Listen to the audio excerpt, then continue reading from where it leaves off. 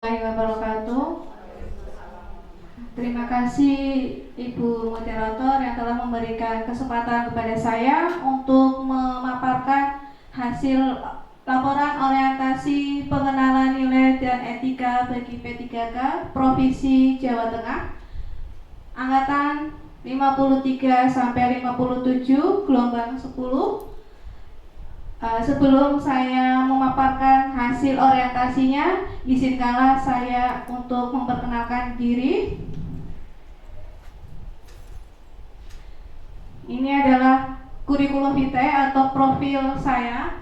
Nama saya adalah Siti Mila Fitriati SPD. Saya lahir di Tegal 1987.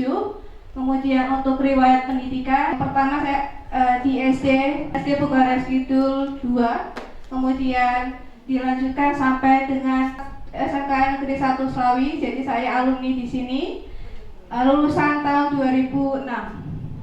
Kemudian saya lanjut ke S1-nya di Universitas Negeri Jakarta. Kemudian untuk pengalaman kerja saya ada 2. Setelah lulus dari S1-nya, saya baru daftar di SMK 1 Warureja kurang lebih selama 10 tahun. Dan waktu itu kepala sekolahnya dari Bu Lutfa sendiri. Kemudian saya disuruh untuk pindah karena sudah memiliki jam, sudah ditempati oleh guru P3K yang baru dari luar. Waktu itu saya disekali karena saya sudah betah di Warureja karena teman-temannya juga baik-baik semua. Namun dengan berat hati saya memutuskan untuk berpindah ke SMK 1 Slawi. Alhamdulillah saya pernah berprestasi pada waktu saya bekerja di SMK 1 Warureja, yaitu sebagai juara 2 pembina terbaik Youth Station. Kemudian juara 3-nya sebagai InnoBinR, inovasi pembinaan PNR. Selanjutnya saya akan memaparkan hasil RHK saya. Jadi RHK itu dibuat oleh semua ASN dalam waktu 1 tahun, namun bertahap. Setiap 3 bulan sekali kita mengerjakan yang namanya RHK. RHK yang saya ambil dari atasan saya sendiri ada 3. Yang pertama, mengelola pelaksanaan pembelajaran yang berfokus pada implementasi kurikulum operasional Satuan Pendidikan atau KOSP.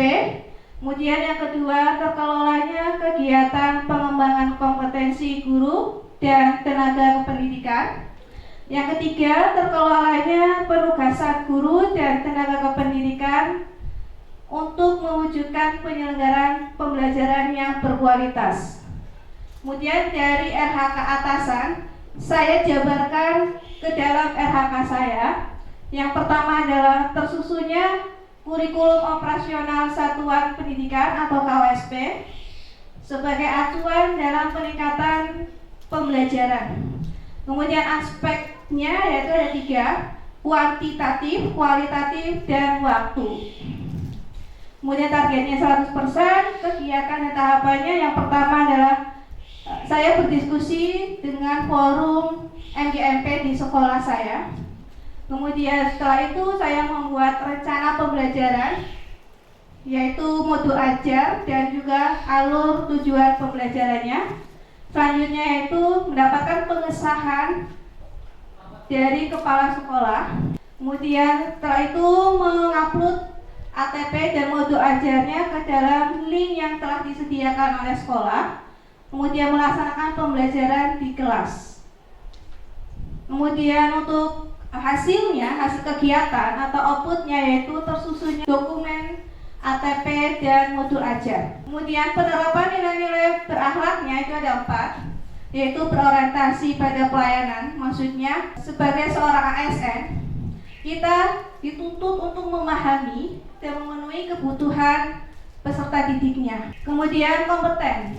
Sebagai seorang ASN kita harus menjalankan tugas dan fungsinya dengan baik dan juga bisa meningkatkan kompetensi diri baik melalui kegiatan workshop, seminar ataupun pelatihan yang lainnya. Kemudian loyal.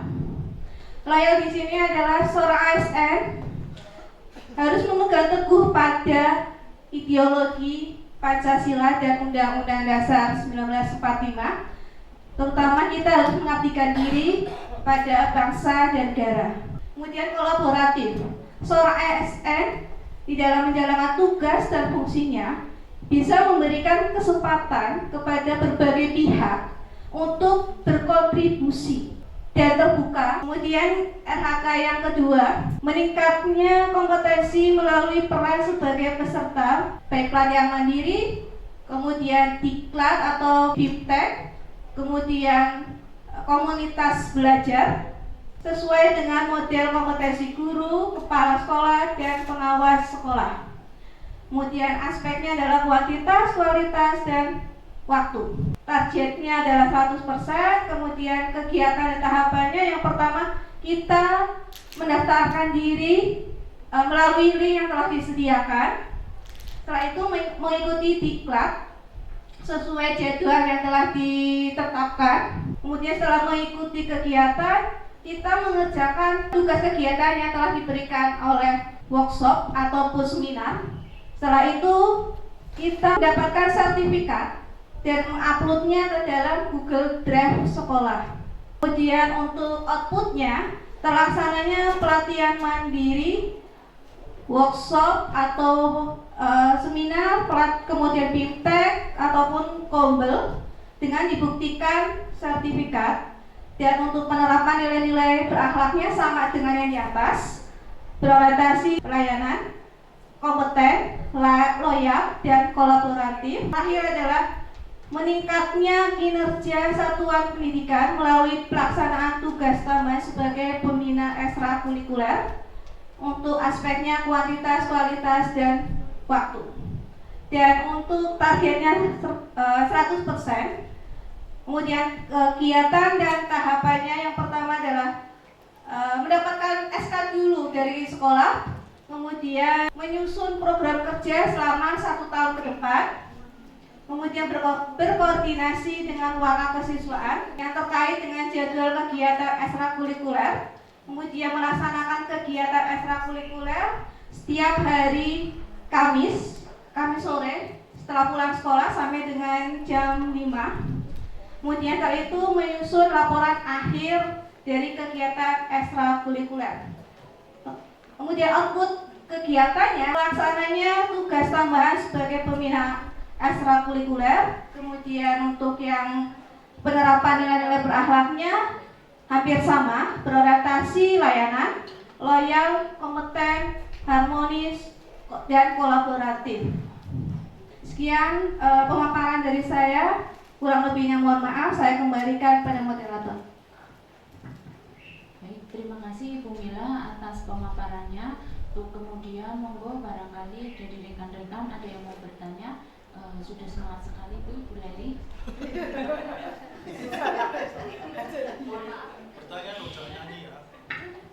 Terima kasih atas waktu yang diberikan. Bu Mila, saya mau tanya berkaitan dengan RHK 2. Bu Mila kan di SMK 1 Selawi itu terkenal sertifikatnya banyak gitu. Ya, terutama yang PMM gitu. Istilahnya bagi-bagi dong kiat-kiatnya supaya aksi nyata kita itu kirim tuh langsung validasi itu gimana?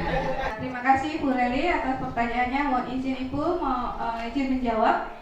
Untuk yang kiat-kiat supaya aksi nyatanya bisa validasi dan bisa muncul sertifikat, yang pertama kita menuangkan dulu materi ke dalam PPT yang panjenengan pelajari dari modul 1 sampai 5 atau sampai 7 dipelajari, kemudian dituangkan ke dalam PPT.